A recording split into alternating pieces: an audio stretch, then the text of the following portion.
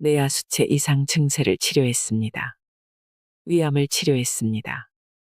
위장병과 관절염을 치료했습니다. 높았던 혈당치가 2달 만에 내려갔습니다. 체중이 줄고 높은 혈압이 안정되었습니다. 류머티즘으로 생긴 부종이 사라졌습니다. 불면증이 감쪽같이 사라졌습니다. 노벨상 3회 수상이 입증하는 장수의 비결, 식초. 오늘 소개해드릴 책은 천연식초로 100년 살기입니다. 질병과 죽음의 고통에서 자유롭고 싶은 분들께 이 책을 바칩니다. 현대의학은 병의 결과로 나타나는 증상만을 없애는 데 초점을 맞추다 보니 질병의 근원이 되는 몸 상태를 도외시하는 경향이 있다.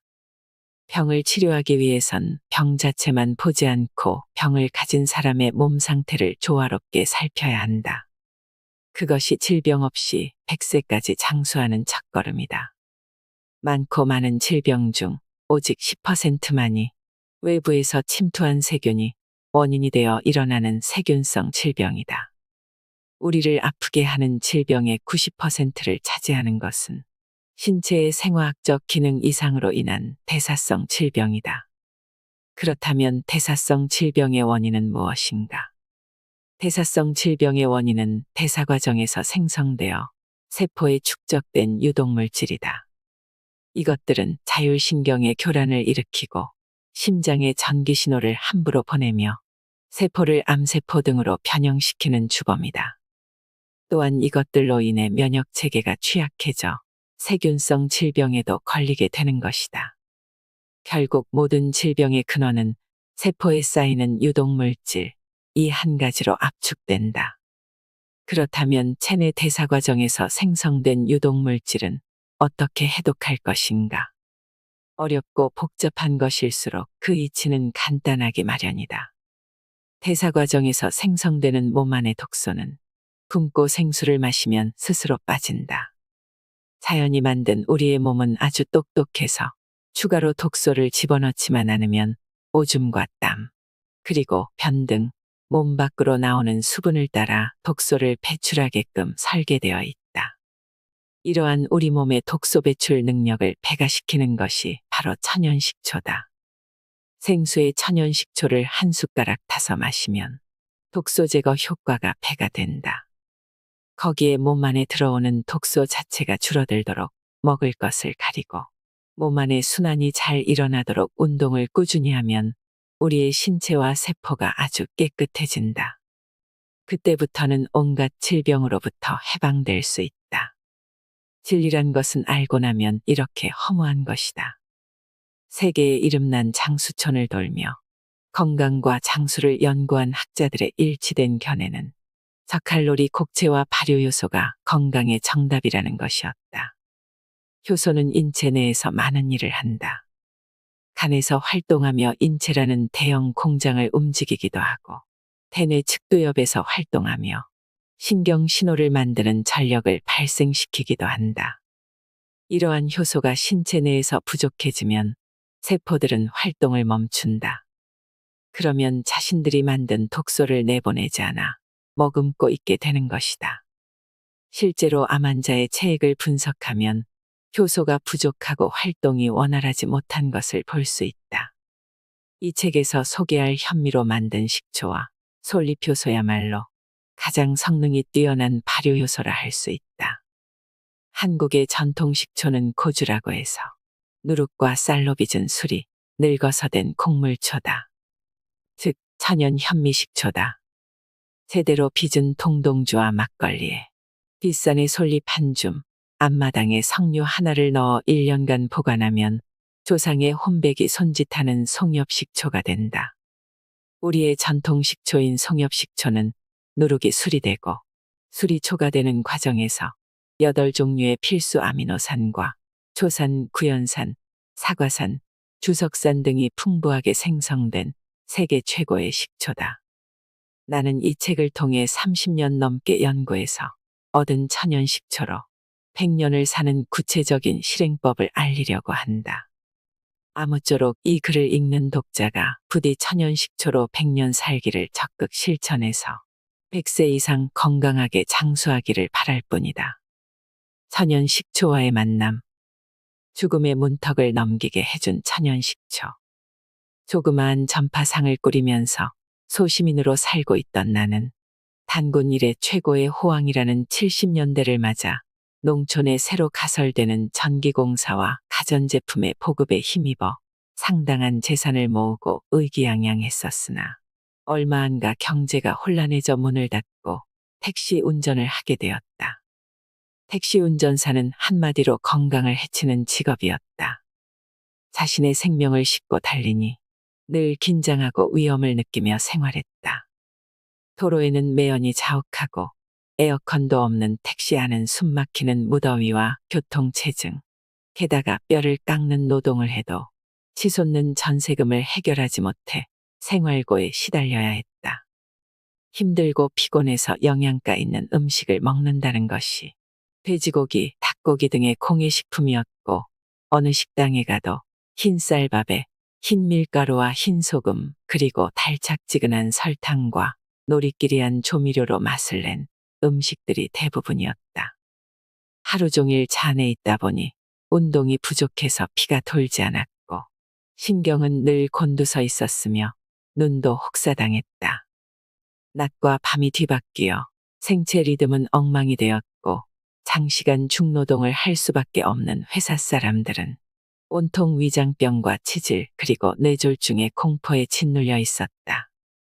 원래도 건강하지 못했던 몸은 택시 운전을 한 지 10년 만에 만신창이가 되어버렸다. 극심한 피로에 밤낮 없이 시달려 눈은 한자나 들어가고 얼굴은 코뼈만 앙상하게 남았다. 흐르는 땀에 안경이 흘러내리고 입술은 하얗게 말랐다. 칼날같이 변한 신경을 무디게 하려고 술을 한 잔 마시면 곧바로 설사로 이어졌고 코끝만 서늘해도 감기가 찾아왔다. 그러다가 신경쇠약까지 생겼다. 이곳저곳 병원을 찾아다녀봐야 차도도 없고 정신과에서 주는 약은 사람을 무기력하게 만들었다.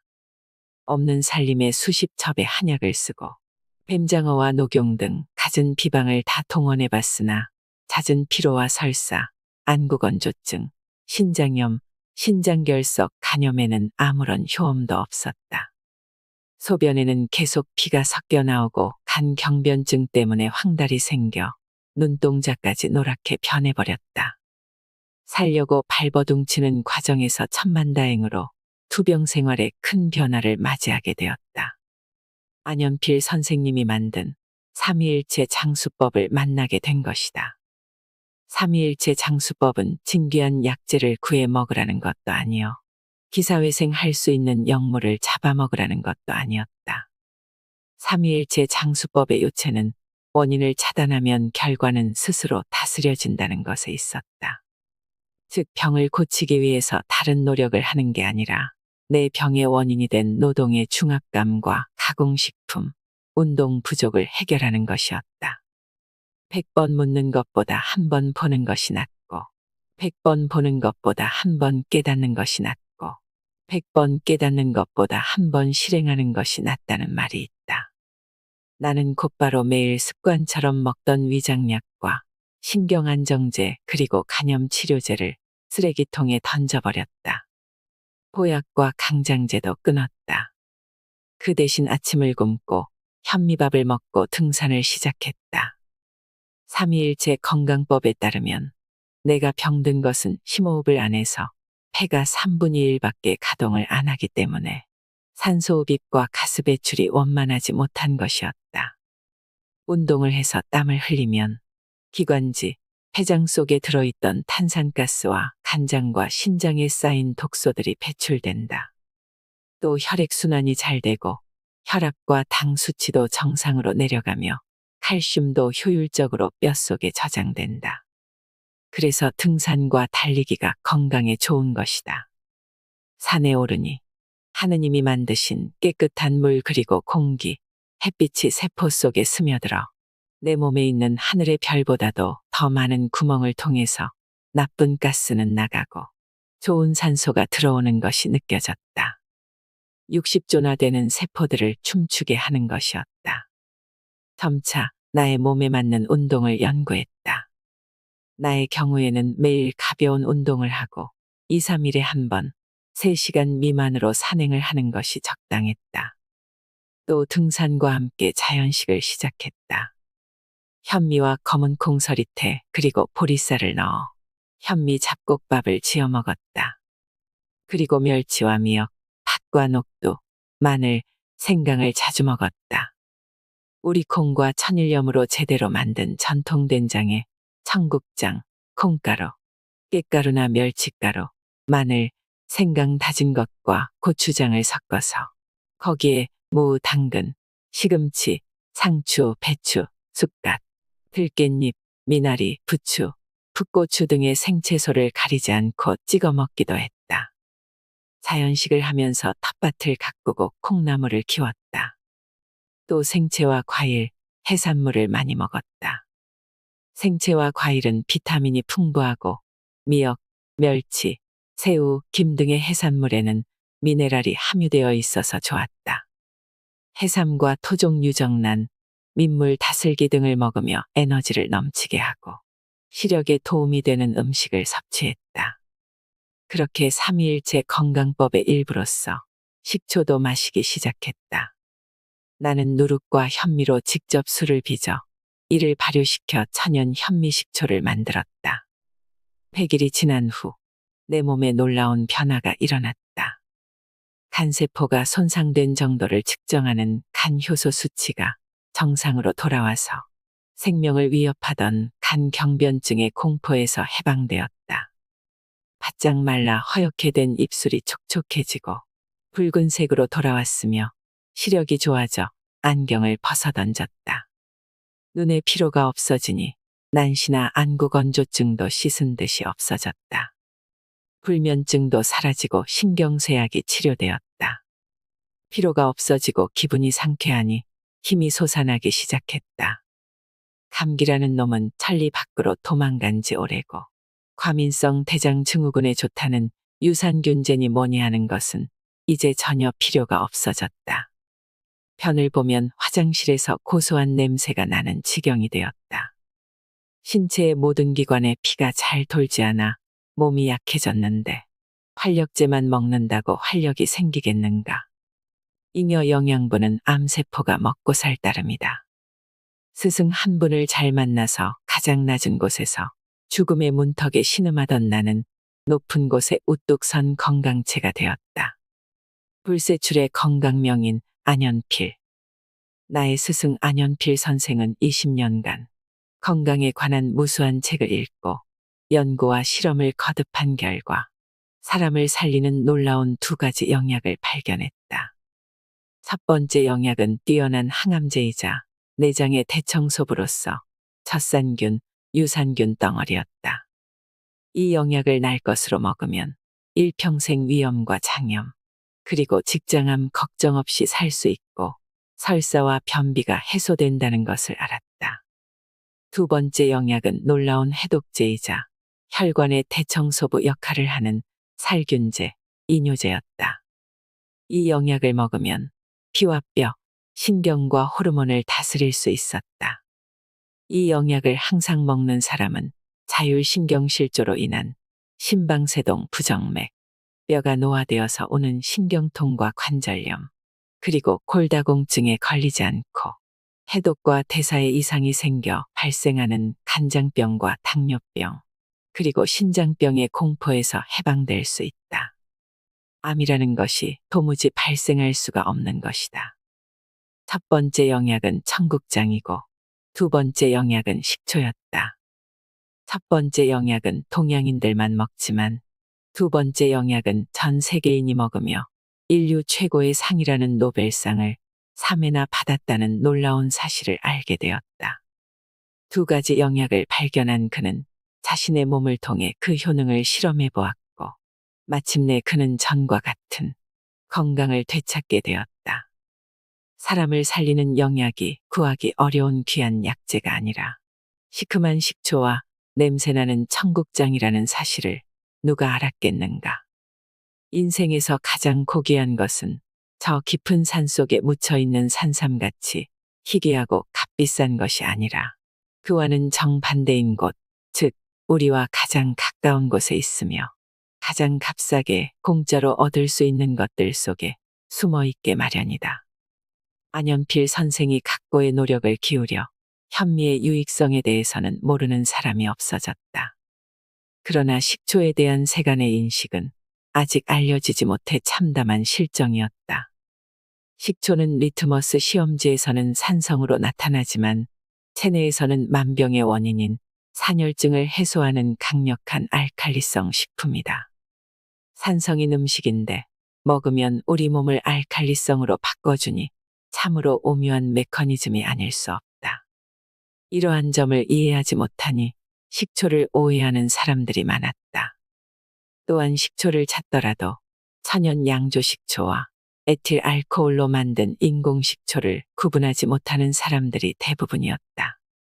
건강 장수의 비결, 천연 식초. 한국인은 발효식품 없이 장수할 수 없다. 식초, 된장, 김치, 청국장, 고추장, 젓갈, 조청, 식혜 등 한국 전통 음식을 대표하는 것들을 보면 모두 발효식품이다.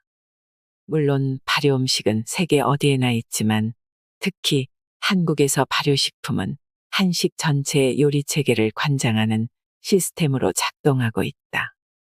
한국의 식초는 누룩으로 술을 만들고 그 술에다 뒷산의 터덕한 뿌리, 우물가에 석류 하나를 넣어 황토로 빚은 독에 저장해서 만든다. 처음에는 사람의 손으로 식초를 만들지만 완성시키는 것은 사람의 힘이 아니다. 사람은 담그는 역할만 하고 나머지는 식초 항아리를 품는 땅의 열과 바깥에서 부는 바람 그리고 오랫동안 이어진 한국인의 천지인 사상과 우주의 조화가 한다. 그리고 이러한 자연의 힘은 식초를 발효시키는 효모, 그 안에서 제 역할을 하는 효소에 의해 이루어진다. 발효식품은 생식과 불에 익힌 음식의 사이, 그리고 자연과 문명의 대립을 넘어서 삭혀 먹는 제3의 기능성, 즉 자연과 문명을 매개하거나 뛰어넘는 독특한 문화의 산물이다.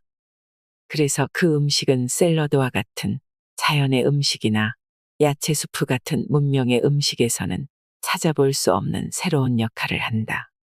인간 생명의 질서에는 먹이사슬 체계가 있는데 그 체계는 민족의 독자적 문화와 체질 형성에 깊은 영향을 미친다. 그 체계를 벗어난 식생활은 반드시 병통을 일으킨다. 쉽게 말해서 할아버지와 할머니, 부모님께서 드시던 음식을 첨가하고 기름에 튀겨서 먹지 말고 전통식품을 자연적으로 먹으라는 것이다. 내 몸이 하늘에서 뚝 떨어진 것이 아니고 체질이 그렇게 순치되고 적응되고 진화되어 왔다는 것이다. 우리의 음식 체질은 발효식품을 먹는 데에 있다. 조상대에서부터 수만 년간 이어진 이러한 삶의 방식은 단순한 문화를 넘어서 우리의 체질과 DNA까지 바꾸어 놓았다. 그런데 개화기가 되고 현대 문명이 들어서자 우리의 음식 문화는 돌이킬 수 없이 변질되고 말았다. 우리의 식탁은 전통적인 발효 음식이 아닌 화학 공정에 의해 만들어진 것들로 가득 차게 되었다.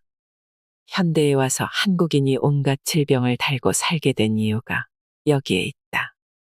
발효식품을 멀리한 것이다. 세상에는 다양한 발효 음식이 있지만 그 중에서도 가장 광범위하게 오랫동안 먹어온 음식이 있으니 그것이 바로 식초다. 식초는 동서고금의 귀족이나 천민을 막론하고 가장 귀하게 생각하고 아끼던 가정상비약이며 비장의 자연 치료제였다. 미국의 의사 자비스는 많은 성인병 환자들을 고쳤다. 여기에 주로 사용한 방법은 꿀물에 식초를 시큼할 정도로 타서 마시게 하는 것이었다. 이것이 피로에는 더 바랄 수 없이 좋은 처방이다. 만병은 피로에서 온다는 말을 생각해보면 식초의 유용함을 깊이 깨닫게 된다. 효소 부족이 노화의 주범. 인간의 수명은 얼마나 될까? 종을 막론하고 동물의 전체 수명은 그 동물의 성장 기간의 5배가량을 차지한다고 한다.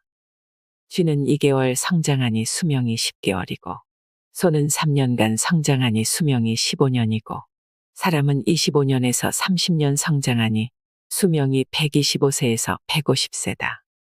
최소한 100세 이상 살아야 평균 수명이 되는 것이다. 80대에 죽으면 이팔 청춘에 요절한 것이라 볼 수 있다.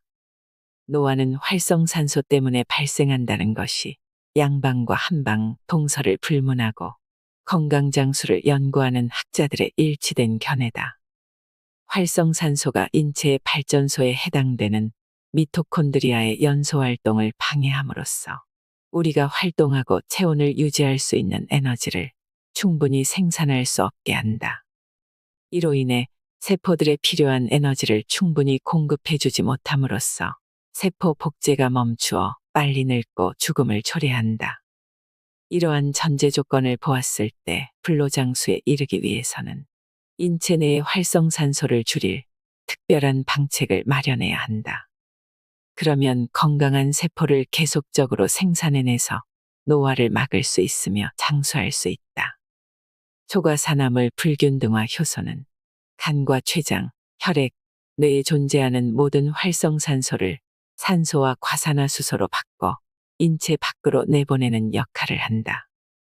활성산소를 인체 밖으로 내보내는 우수한 해독장치인 것이다. 초과산화물 불균등화 효소의 정체는 이름에서 알 수 있듯 효소라 불리는 단백질이다. 인간은 나이를 먹어갈수록 인체 내에서 이 효소를 분비시키는 양이 적어진다. 그렇게 되면 활성산소를 제어하지 못하게 되고 노화나 질병이 증가하게 된다. 우리 몸의 노화는 이렇게 시작된다. 효소는 일종의 단백질로 체내의 여러 가지 생화학적 반응을 촉진시키는 촉매작용을 한다. 또한 효소는 음식물의 분해작용을 촉진시키기도 하고 영양소의 대사과정을 높여 생체 리듬을 원활하게 하기도 한다. 수명과 몸의 노화는 몸속 효소가 결정한다. 효소는 우리 몸에 필요한 근육이나 항체 등을 만든다. 다른 필수 영양소인 비타민과 호르몬 그리고 미네랄 등도 효소의 도움 없이는 아무런 역할을 할 수 없다. 우리 몸의 건강 여부는 체액 속에서 효소가 원활하게 활동할 수 있는지에 달려 있다. 효소는 우리 몸의 소화, 신진대사를 원활히 해주고 면역력을 키워주는 몸속 으뜸 일꾼이다. 효소는 외부에서 들어오는 독성 성분과 인체 내부에서 생성되는 독소들이 배출되지 않고 체내에 축적되는 과정에서 발생하는 관절염, 골다공증, 알츠하이머병, 파킨슨병, 급무력증 같은 퇴행성 질환의 해결사이기도 하다. 암이나 뇌졸중, 심장병은 말할 것도 없고 노인들이 많이 걸리는 신경통, 관절염, 치매도 효소 부족이 원인이다. 이제는 비타민을 챙기며 사는 것이 아니라 효소를 챙기며 살아야 한다. 체내 효소의 역할. 첫째, 체내 환경을 정비해준다.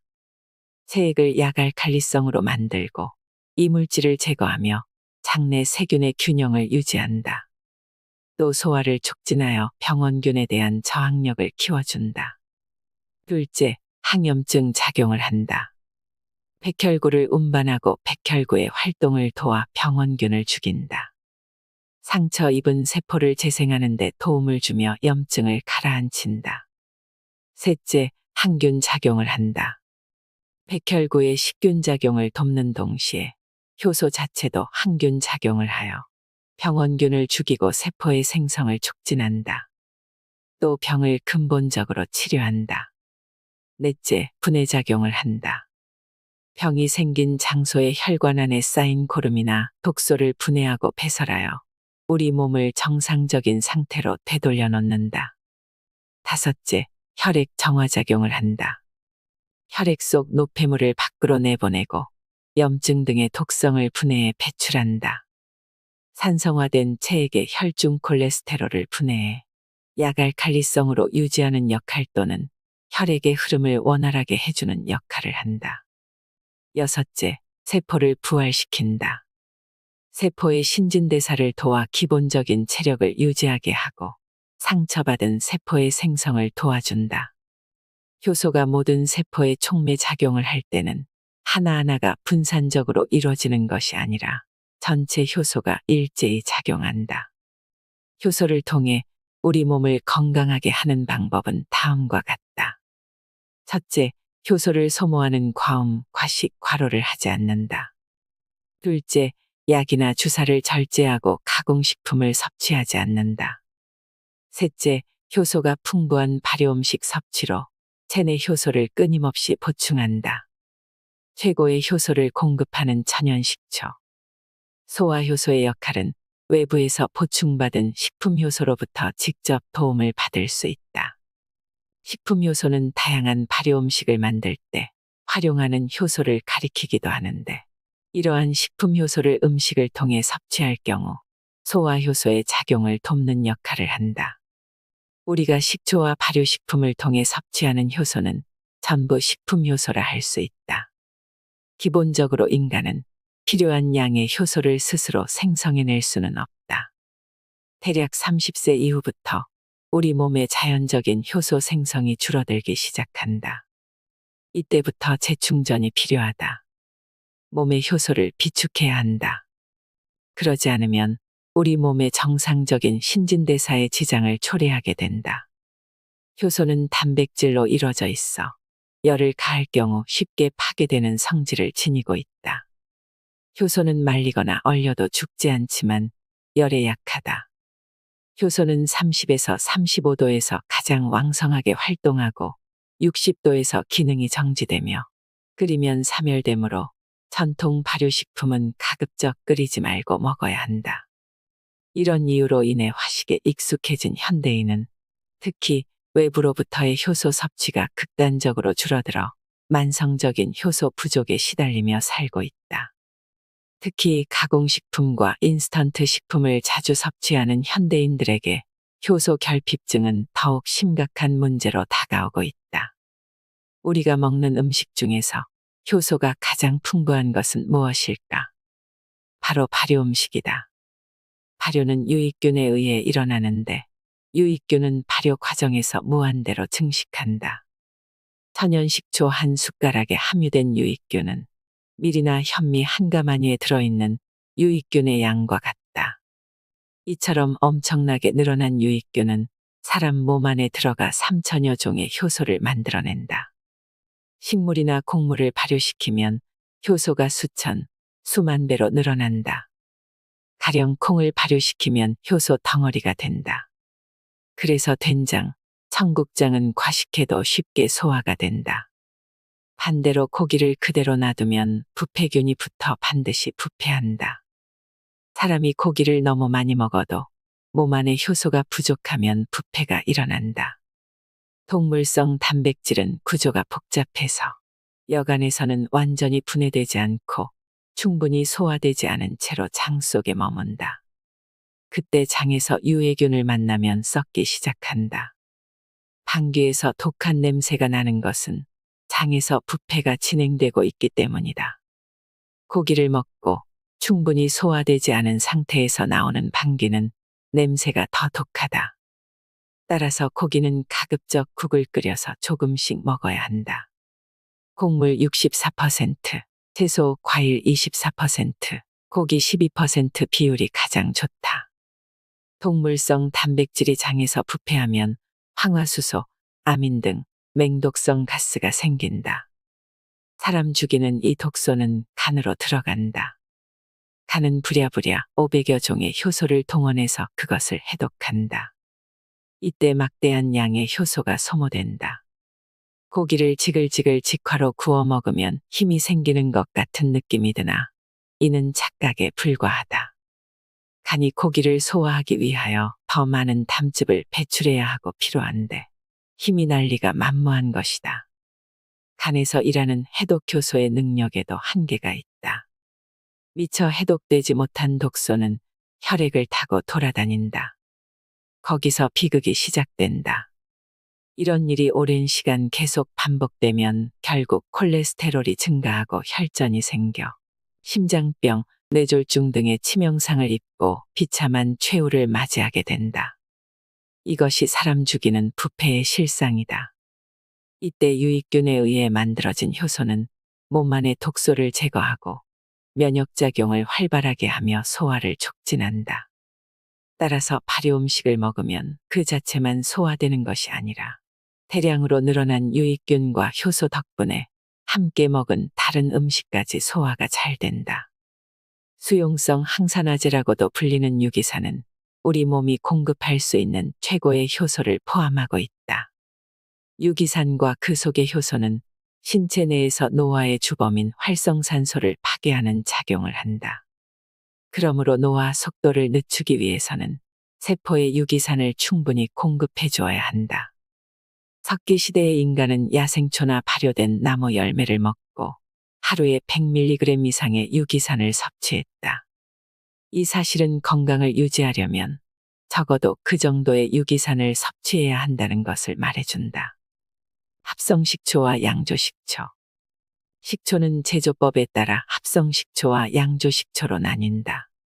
합성식초는 화학적인 방법으로 만들어진 것으로 합성초산이 가미되며 양조식초는 곡물과 과일이 자연적으로 초산 발효된 것이다. 합성식초는 순도 90에서 95%인 에틸알코올에 석유에서 추출한 빙초산을 가한 뒤 초산을 발효시키고 맛을 돋기 위해 펩톤, 폴리펩티드, 인산, 당질무렵 등을 인공적으로 가미한다. 그리고 특수한 기계를 사용해 단 하루 만에 가공한 것이다. 이러한 합성식초에 포함되어 있는 화학물질은 우리 몸에 악영향을 미친다. 또 선진국에서는 빙초산을 독극물로 분류해서 식초라는 이름을 사용하지 못하도록 하지만 한국의 슈퍼마켓에는 아직도 빙초산이 식품으로 진열되어 있으며 소수이긴 하나 농촌 할머니들이 식초를 만들 때 원료로 사용하는 경우가 있다. 합성식초는 말할 것도 없이 우리 몸에 해를 끼치는 극약이라 할 수 있다. 빙초산을 주기적으로 먹으면 여러 가지 공해병과 신체장애의 원인이 된다. 합성식초는 살아있는 유기산을 포함하고 있지 않으며 먹으면 먹을수록 우리 몸을 갉아먹는다. 현재 가정에서 가장 보편적으로 사용하는 것이 알코올 양조식초이다. 이것은 고구마나 감자 등의 전분질과 펄프 폐액 등을 알코올 발효시켜 초산균을 섞은 후 초산균에 영양이 되는 질소 함유물이나 무기염을 첨가한 뒤에 다시 발효시킨 것이다.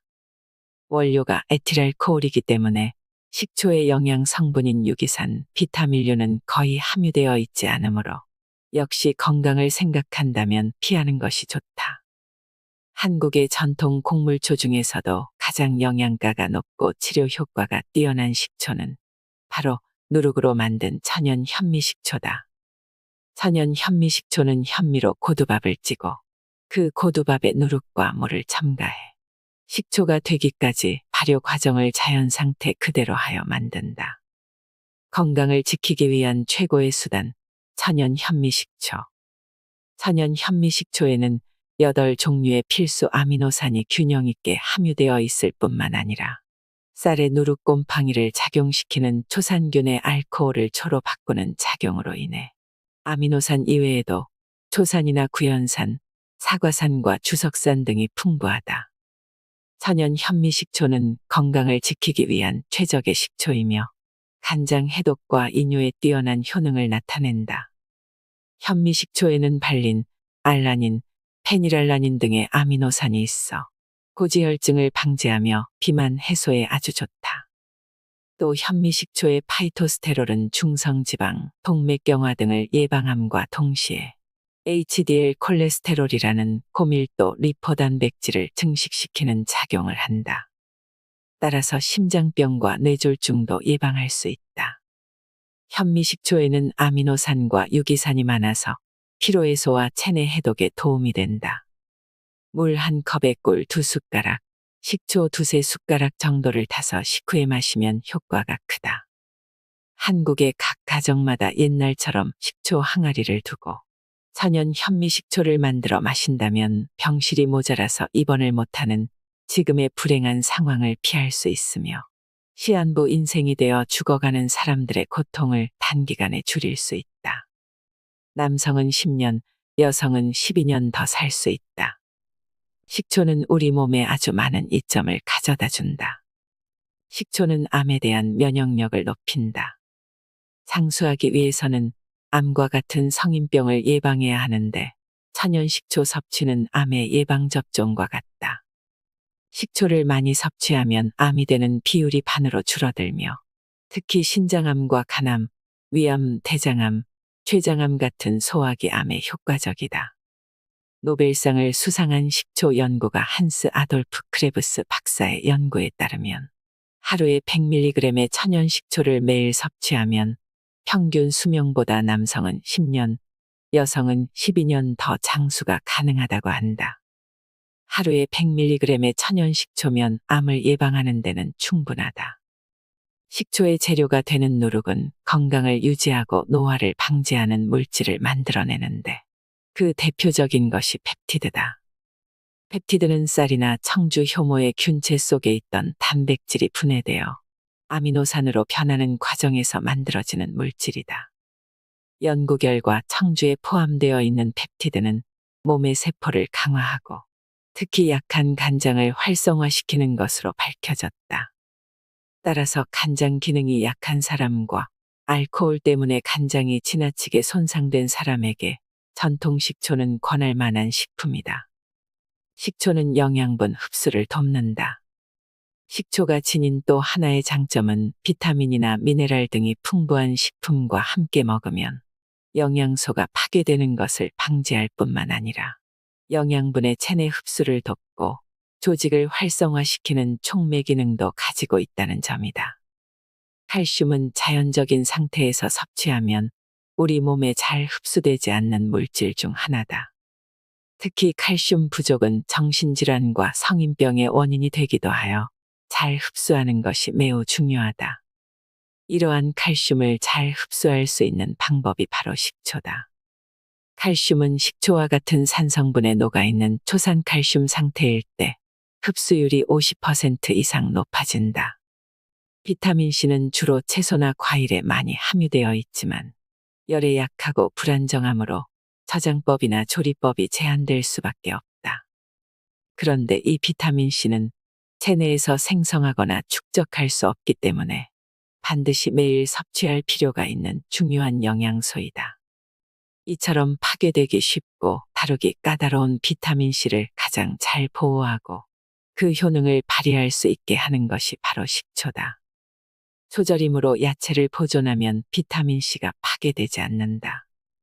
식초는 비타민C 등의 야채 성분뿐만 아니라 미역이나 다시마 등 해조류에 함유된 칼슘, 철분 등 미네랄의 흡수도 촉진한다. 미역 무침을 할 때 식초를 듬뿍 뿌리면 해조류 성분이 상승 효과를 일으켜 좋은 영양소를 몸에 공급한다. 식초는 잉여 영양소를 분해해 비만을 막는다. 음식물을 과잉 섭취하면 당분이나 글리코겐이 지방으로 변해 몸에 축적되며 이는 비만과 고지혈증의 주요 원인이 된다. 식초에는 몸속의 영양소 소비를 촉진하는 기능이 있어서 과잉 당분이나 글리코겐을 연소시킨다.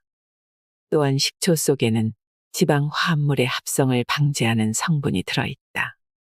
이것은 신진대사를 활발하게 해서 에너지를 만들어내는데 이러한 작용이 몸속에 노폐물을 배출하고 지방 분해를 촉진시켜 비만을 방지한다. 식초는 장을 깨끗하게 한다. 장 안에는 나쁜 균이 있는데 이것은 강력한 발암물질을 만들어낸다. 젖산균은 이러한 나쁜 물질을 해독한다. 천연식초는 그 자체로 소화효소이며 장 기능을 좋게 하는 젖산균의 제왕이다.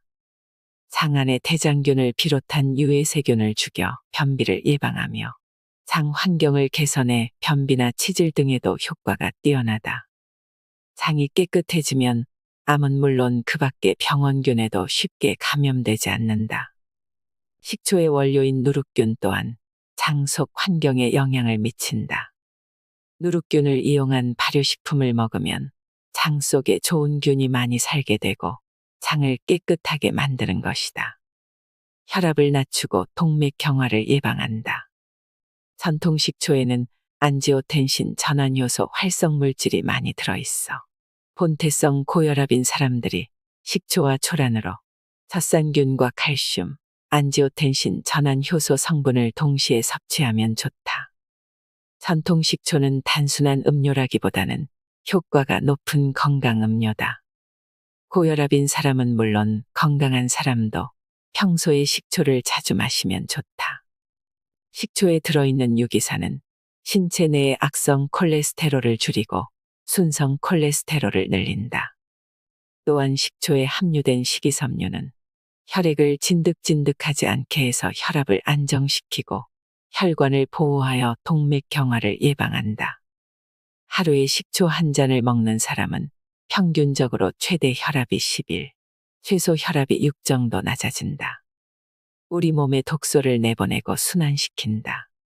지나치게 신경을 쓰거나 운동을 많이 하면 에너지가 소비되면서 젖산이 발생한다. 보통 젖산은 소변에 섞여서 배설되지만 너무 많이 생기면 배출되지 못하고 조직 속의 단백질과 결합해 근육 경화를 초래한다.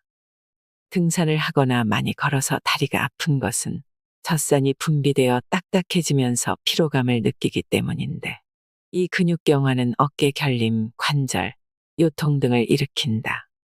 또한 젖산은 혈관과 신경에도 달라붙는다. 그러면 신진대사가 제대로 되지 않아 노화가 빨리 오고 마음이 불안정해지며 자주 화를 내게 된다. 이때 식초 같은 유기산을 섭취하면 젖산을 인체의 무해한 물과 탄산가스로 분해하는 작용을 하기 때문에 몸의 피로가 빨리 해소된다. 식초 속 유기산은 우리 몸속에서 살균해독 작용을 하며 항염증제인 부신피질 호르몬의 원료가 된다. 따라서 식초는 간 기능 저하로 해독되지 않고 몸 안에 쌓이는 각종 유해물질을 없애는 데도 도움이 된다. 식초와 같은 자연의 신맛은 옛날부터 몸에 영향을 좋게 하는 데 쓰였다. 또 공복일 때나 피곤할 때 마시면 중요한 에너지원이 된다. 동양의학에서 허약 체질을 개선하고 신진대사를 활발하게 하고자 할 때는 이 자연의 신맛을 이용했다고 한다. 백혈구의 면역 기능을 높인다. 세균이나 바이러스 같은 적과 싸우기 위해 우리 몸은 림프구라고 불리는 백혈구에 소집령을 내린다. 매일 100mg의 천연 식초를 섭취하면 림프구를 많이 만들 수 있다.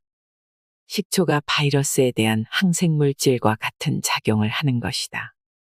더욱이 식초는 면역 기능에 필요한 항산화제 글루타티온의 체내 수치를 끌어올린다. 유기산이 약간만 결핍되어도 몸의 면역력은 급격히 줄어드는데, 매일 천연 식초를 섭취하면 적혈구의 글루타티온 농도가 50% 증가하며 노인의 백혈구를 생화학적으로 젊게 한다.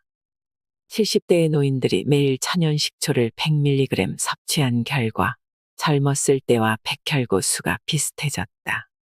또 식초에는 저항력을 유지하는 데 필수적인 아미노산이 포함되어 있다. 단백질을 구성하는 신체의 주요 성분인 아미노산은 그 종류가 다양한데, 그중 몇 종류는 몸속에서 만들어지지 않고 식품을 통해 얻어야 한다.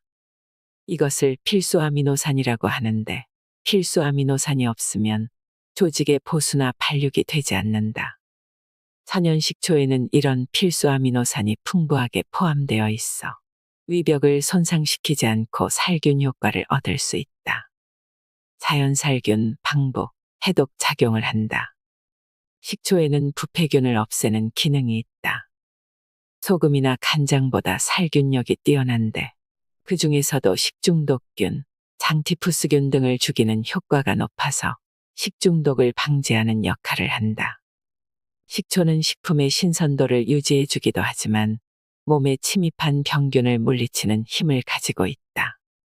식초에는 무좀 등 피부질환의 원인이 되는 백선균을 없애는 효과도 있다고 알려져 있다. 또한 구강과 소화기관의 유해균을 제거하는 역할을 한다. 구강에 있는 잡균, 즉 잇몸에 낀 음식물 찌꺼기를 유해산으로 바꾸는 부패균을 없애 잇몸 질환을 방지한다.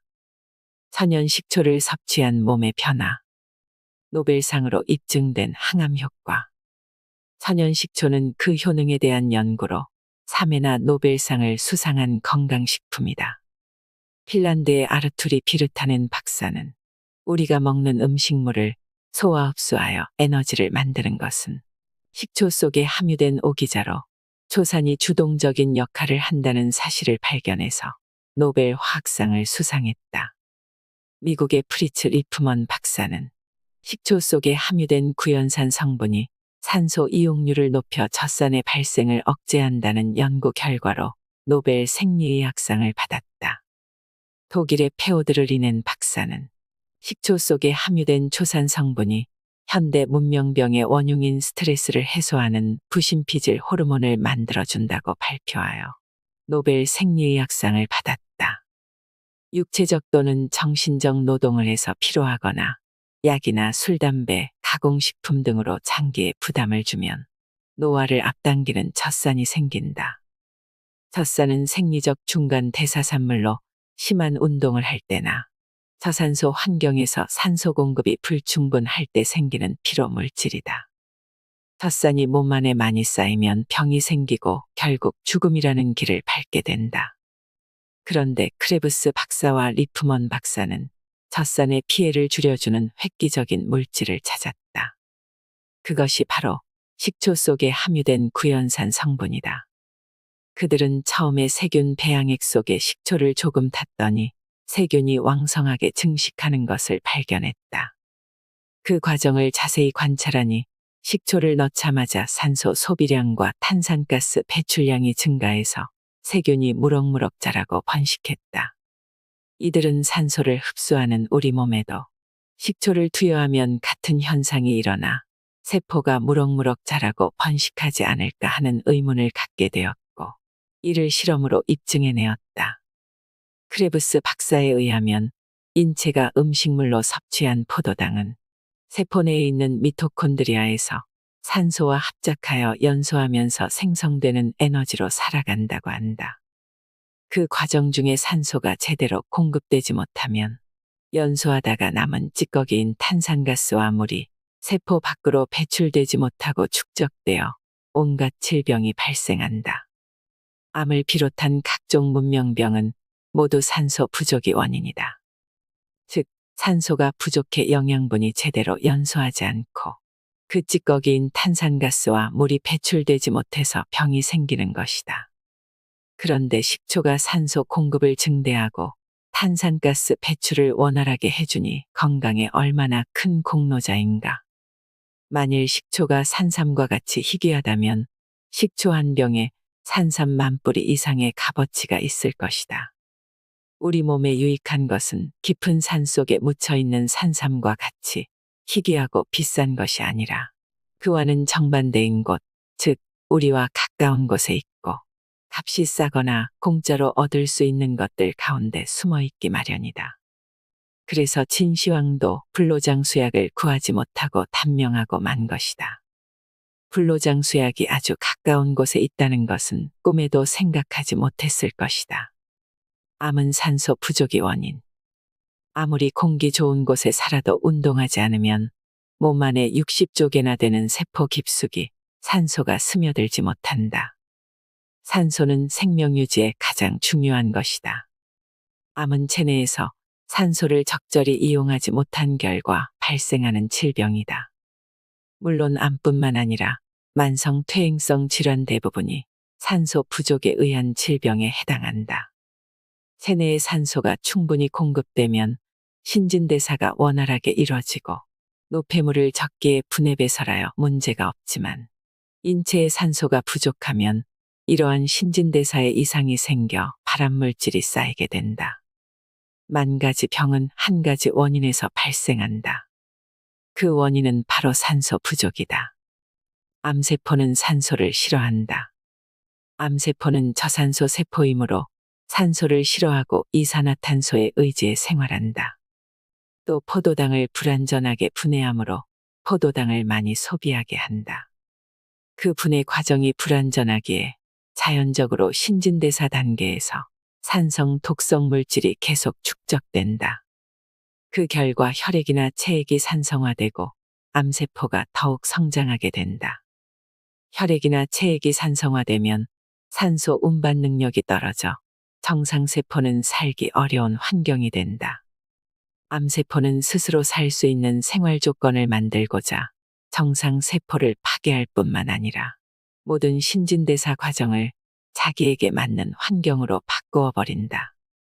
그 영향으로 정상적인 식사를 지속하는데도 암이 악화되면서 빈혈이 생기며 피부는 잿빛이 도는 누런색을 띠고 전신이 야위며 눈꺼풀이나 발에 부종이 생기는 악액질 상태에 접어든다. 암성 악액질이 심해지면 간이나 신장에서 불필요한 산성 독성 물질을 해독요구하는 역할이 한계에 도달하여 장기 기능도 떨어진다. 따라서 암성 악액질을 제거하는 것이 암 치료의 출발이다. 암성 악액질을 제거하려면 무엇보다 암세포가 가장 싫어하는 산소를 공급해야 한다. 정상세포가 산소 없이 생활할 수 없는 것처럼 암세포는 이산화탄소 없이 생활할 수 없다.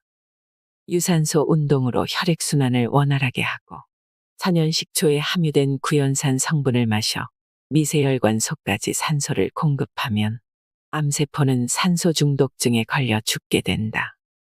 천연식초가 동맥경화를 막는다. 우리는 무심히 음식을 먹지만 장에서는 새로운 생명체를 만들어내기 위한 작업이 진행되고 있다. 소화란 이와 같이 매우 역동적인 활동이며 따라서 장의 피로도 크다. 인간은 피로를 풀기 위해 잠을 잔다. 보통 수면은 두뇌를 쉬게 하는 시간이라고 생각하지만 사실은 그렇지 않다. 잠을 자는 주요 목적은 우리 몸의 장기 중에서 가장 고생하는 장을 쉬게 하는 것이다. 인간의 장 표면적은 피부의 200배에 달하는데 그래서 몸 바깥의 세계와 접하는 최대 장소는 피부가 아니라 장이라 할 수 있다. 우리는 아프거나 힘들 때 얼굴을 찡그린다. 하지만 우리의 몸이 짓는 진정한 표정은 얼굴이 아닌 장에 나타난다. 피부를 곱게 하려고 노력하기보다는 장을 곱게 하라. 그래야 미인이 된다. 장의 표정을 험악하게 만드는 3대 요인은 지방 과다 섭취, 젖산균 부족, 스트레스다. 동물성 지방을 녹이는 식초. 우리의 장은 잘 녹지 않는 이들 지방을 어떻게든 녹여서 흡수하려고 하는데 이 때문에 장에 무리가 온다. 그래도 녹질 않으니 결국 장은 간에 구조 신호를 보낸다. 간은 지방을 분해해서 흡수시킬 수 있는 성분인 담즙산을 대량으로 분비한다. 농도가 진한 담즙산이 대량으로 방출되면 간장이 지쳐 담낭염과 담석증이 생기고 마침내 세포의 변조가 일어나 췌장암 등이 생길 수 있다. 암의 원인에 관해서 발병 포인트는 장에 있다. 장 속 세균의 상태가 조화를 잃어서 혈액이 더러워지고 각종 염증이 생기며 간에서 완전히 해독되지 못한 독소가 혈액 속으로 흘러들어가서 간경변증과 신부전증을 일으킨다. 췌장암을 비롯한 모든 암이 위와 같은 과정으로 일어난다. 동물 성지방의 과다로 인해 장에서 일어나는 이런 문제들은 식초 하나로 해결할 수 있다. 간단하게 실험을 해보면 알 수 있다. 기름이 엉기는 곰탕에 식초를 한 숟가락 타보는 것이다. 곰탕 속 기름은 식초를 넣자 얼마 안 가 기름이 풀려버린다. 우리가 고지방 음식을 먹은 후 습관적으로 식초를 마시면 대장이 지방을 녹이지 못해 무리를 하고 간장이 담즙을 대량으로 방출하며 고통스러워질 일이 없어진다. 장 환경을 가꾸는 젖산균과 식이섬유. 직장 생활을 하는 현대인에게 암이 자주 발생하는 것은 흰쌀, 흰밀가루, 흰조미료, 흰설탕과 같은 식이섬유가 부족한 식품을 소화 흡수하는 과정에서 농축된 발암물질이 직장의 점막과 오래 접촉하기 때문이다. 대사 찌꺼기가 쌓인 장은 결코 청결한 곳이 아니다. 발암물질을 신속하게 배출하지 못하게 하는 변비는 집을 팔아서라도 고쳐야 하는 큰 병이다. 발효요소가 들어간 식초를 많이 섭취하면 장 속 젖산균의 활동이 활발해져 고기와 설탕, 알코올, 니코틴으로 인해 늘어났던 장 속의 유해균을 청소하기 시작한다. 통곡물과 야채에 많이 들어있는 식이섬유도 젖산균의 활동을 돕는다. 장 속에서 젖산균의 활동은 절대적이다. 식중독을 예로 들면 장 속에 젖산균이 충분히 번식해 있을 때는 조금 썩은 생선을 먹어도 아무 탈이 없다. 콜레라균이나 이질균 등은 젖산균의 살균 작용으로 간단히 없앨 수 있기 때문이다. 똑같은 생선회를 먹어도 식중독으로 죽느니 사느니 하는 사람이 있는 반면에 아무렇지도 않은 사람이 있다. 이 또한 장 속의 젖산균 때문이며 이것이 바로 면역체계의 척도다. 암이나 중풍에도 걸리지 않고 장수하던 노인 중 상당수가 식중독 때문에 일어나는 토사광난으로 죽는다. 참으로 어이없는 일이다. 나이가 들수록 식초, 된장, 김치 같은 발효식품을 많이 섭취해야 한다. 특히 천연식초의 초산균은 그 자체로 소화효소가 되며 위산의 역할을 대신하고 각종 부패균을 5분 안에 살균시키는 놀라운 능력을 지닌 젖산균의 제왕이다. 가장 뛰어난 효능을 발휘하는 식품은 바로 가까이는 식초라는 것을 알아야 한다. 효소를 섭취하여 혹사된 간을 쉬게 하라. 한국의 40에서 50대 남성의 70%가 간질환으로 사망한다. 암과 중풍은 60대 이후에 많이 발생하니 암과 중풍으로 죽는 환자는 그나마 간경변증으로 죽는 환자보다는 덜 억울하다. 간의 기능은 크게 혈당 농도 조절, 단백질 합성, 지방의 합성과 분해, 해독 및 배설 작용으로 나누어진다. 소화 및 대사에 필요한 갖은 물질을 간에서 생성하는 것이다. 간이 나쁘면 먼저 눈이 나빠진다. 사물을 인식, 판단하고 정보를 수집하기 위해 많은 양의 에너지를 소비하는 눈은 간으로부터 비타민 A 등의 물질을 공급받는다. 그런데 간이 자신의 세포에 들이닥치는 유독물질을 해독하기 힘겨워지면 눈에 필요한 물질을 충분히 공급하지 못하는 경우가 생긴다. 간이 나쁘면 외관상으로도 눈의 흰자위가 누래지고 눈이 광채를 잃는다. 녹내장이나 백내장이 발생한다. 눈을 좋게 하는 방법은 간을 편하게 하는 것이다. 질병을 치유하려면 원인을 잡아야 한다. 간염은 간에 염증이 생겨 부어 있는 것이다.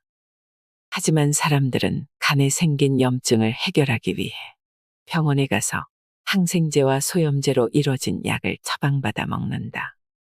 염증과 붓기는 사라질지 몰라도 약으로 인해 간의 스태미나 자체는 더욱 떨어져 악순환이 반복된다. 어떤 사람은 간에 좋다는 약초와 군뱅이, 진해와 뱀 등을 달여 먹기까지 한다. 그러나 식용으로 사용되지 않는 약초일수록 약간의 독성을 포함하고 있다. 쇠약하고 간 건강을 이미 잃은 사람이 이런 약을 함부로 먹는다면 간을 더 혹사시키는 결과를 초래한다. 이처럼 몸이 아픈 원인을 짚지 않고 내리는 비방은 명을 재촉할 뿐이다. 간 악화의 원인은 위와 장에서부터 시작된다. 위와 장에서 음식물이 잘 소화되지 못해 에너지 공급이 불충분하면 뇌 건강이 나빠지고 뇌가 나빠지면 자율신경계가 무너진다. 자율신경계가 나쁘면 심장과 신장에 제대로 된 명령을 내리지 못해 심장은 혈액순환을 더디게 시키고 신장은 혈액을 제대로 투석하지 못한다. 혈액이 더러워지면 간이 안 좋아지는 것이다. 그렇다면 위와 장은 왜 소화를 제대로 시키지 못하는 것일까? 사실 위와 장에서 제대로 소화를 시키지 못하는 것은 간이 제 역할을 못해서이기도 하다. 간이 음식물을 소화시킬 때 필요한 각종 효소를 제대로 공급하지 못하기 때문이다. 즉 위와 장이 제 역할을 잘못하니 건너 간이 나빠지고 간이 나빠지니 위와 장이 제 역할을 못하게 되는 것이다. 이처럼 우리 몸의 각 기관은 서로가 서로에게 영향을 미치는 순환고리의 형태를 띠고 있다. 발효식품으로 악순환의 고리를 끊어야 한다. 간의 역할은 우리가 식품을 통해 효소를 섭취함으로써 대체할 수 있다. 간이 나빠 효소가 제대로 분비되지 않더라도 식품을 통해 효소를 섭취하면 위와 장에서 음식물을 잘 소화시킬 수 있는 것이다. 그렇게 해서 위와 장에서 소화가 잘 되면 뇌로 에너지가 잘 전달되어 뇌 건강이 회복되고 자율신경계를 통해 심장과 신장의 명령이 잘 전달되어 혈액은 깨끗해진다. 깨끗해진 혈액은 간이 스스로를 회복시킬 수 있는 환경을 조성한다. 간을 편하게 쉬게 하기 위해서 간의 역할을 대신할 효소를 섭취할 필요가 있다. 순환고리를 따라 건강이 나빠지는 악순환을 끊을 수 있는 열쇠가 바로 음식으로 섭취하는 효소, 즉 효소가 잔뜩 들어간 식초에 있는 것이다. 배설을 잘해야 병에 걸리지 않는다. 우리 몸을 자세히 보면 횡격막을 기준으로 위에 장기가 3개, 아래에 장기가 3개가 있다. 위에 있는 세 장기는 뇌와 폐, 심장인데 이들은 에너지를 순환시키는 순환장기다. 심장은 피를 순환시키고 폐는 공기를 순환시키고 뇌는 신경을 순환시킨다. 아래에 있는 세 장기는 간장, 신장, 대장인데 이들은 불순물을 걸러내는 배설장기다. 그런데 모든 병은 아래 세 장기, 즉 배설장기가 제 역할을 다하지 못해서 발생한다. 신진대사 과정에서 생기는 필요 없는 물질이나 유독한 물질을 깨끗이 배설하지 못할 때 배설장기에 먼저 병이 생기고 그로 인해 순환장기에도 병이 생기는 것이다. 심장보다는 신장이, 뇌보다는 대장이 더 건강해야 하며 폐보다는 간에서 더 많은 에너지를 생산해야 건강해지는 것이다. 이것이 건강의 첫걸음이다. 스트레스를 받은 심장에는 부정맥이 유발되기도 한다.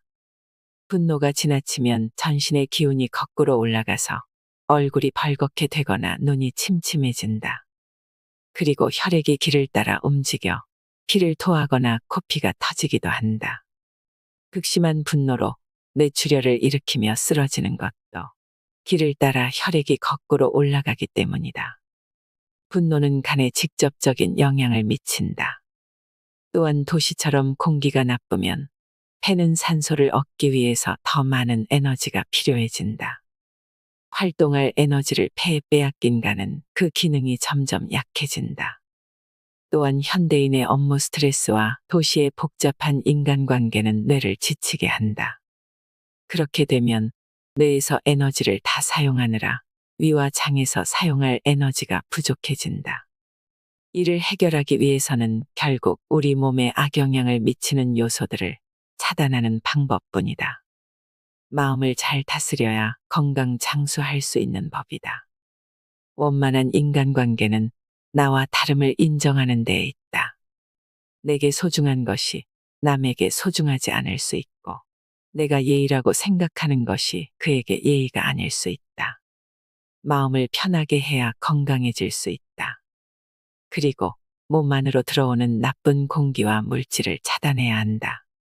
하지만 도시에 살면서 깨끗한 공기와 깨끗한 물을 마신다는 것은 사실 매우 어렵다.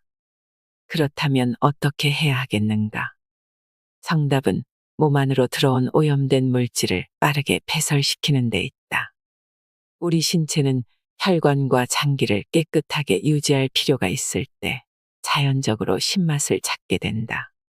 신맛의 대명사인 식초를 필요로 하는 것이다. 간에 독성이 쌓인 환자 또한 식초를 탄 새콤달콤한 꿀물이 저절로 마시고 싶어진다. 흡연과 음주에 절여져 정력이 부족해진 남성 또한 신맛이 당긴다. 몸 안에 오염된 물질을 많이 가지고 있는 사람일수록 신맛을 찾는다. 그 이유는 우리 몸이 천연식초와 그 속에 유기산을 먹어 우리 몸으로 들어온 오염된 물질을 어서 배설시키라 명하기 때문이다.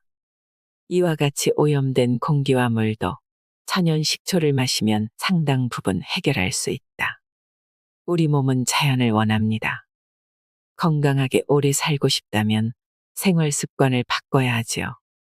세상에서 가장 어리석은 사람이 건강을 해치면서 돈을 버는 사람이라고 합니다. 돈이 아무리 많아도 건강을 잃으면 아무것도 할 수가 없기 때문입니다. 결국 건강을 저축하는 자가 최후의 승리자입니다. 건강 장수법 그 중심에는 천연 식초가 있습니다. 시중에 유통되는 건강식품의 80%는 오히려 먹어서 해로운 것들이 많습니다. 인체는 자연에서 생성된 효소, 비타민, 미네랄의 원료를 원합니다. 효소와 젖산균이 없는 각종 음식물들은 우리의 간장과 신장을 지치게 만들 뿐입니다. 지나치게 약에 의존하기보다는 자연식과 전통 발효식품을 섭취하고 맑은 공기를 마시며 깨끗한 물을 마시는 것이 더 중요합니다. 약이 아니라 음식과 환경이 건강의 열쇠를 쥐고 있는 것입니다. 산삼만개보다 더 귀하다는 천연식초로 건강을 되찾아 보는 것은 어떨까요? 이상으로 인생의 품격이었습니다. 하루하루 당신의 품격이 더 빛나길 바랍니다.